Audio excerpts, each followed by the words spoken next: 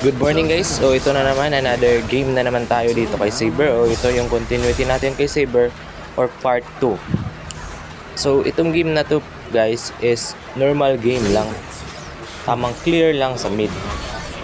Nakikita na natin na clear, napatay yung kakampi natin na Kadita. Kasi nag-roam Kadita kasi siya. So dalawa na kaming mage. Pero ang role niya is to roam. Or is to protect the teammate. Yan yung role ng isang roam. So dito nga nagdalaw ako sa MM para makataba naman siya. So yan, kinlear ng Kadita yung wave ko.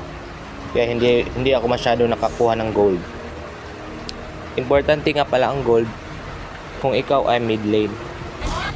Kasi kung sakaling nalugi ka sa gold sa mid mo, maaaring tumaba yung kalaban mo sa mid.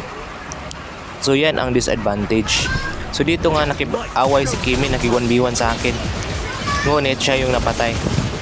Kasi ginamitan ko niyan ng flicker tsaka first skill. Patay Kimi. So dito pagkatapos kong pagpatay kay Kimi, umuwi ako agad para magpa-life or magpa-dagdag ng HP. Tapos pupunta na ako dyan sa mid.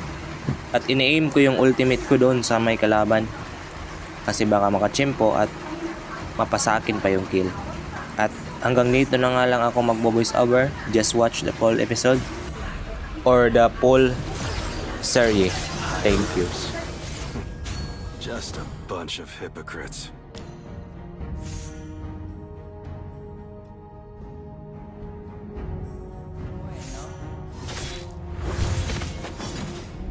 Heretics. How daring of them to utter that word.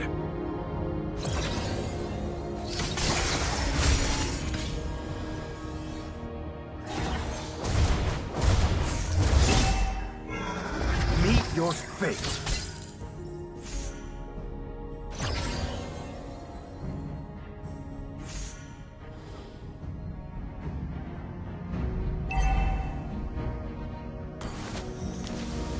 Mystic magic. Funny how they label things they don't understand.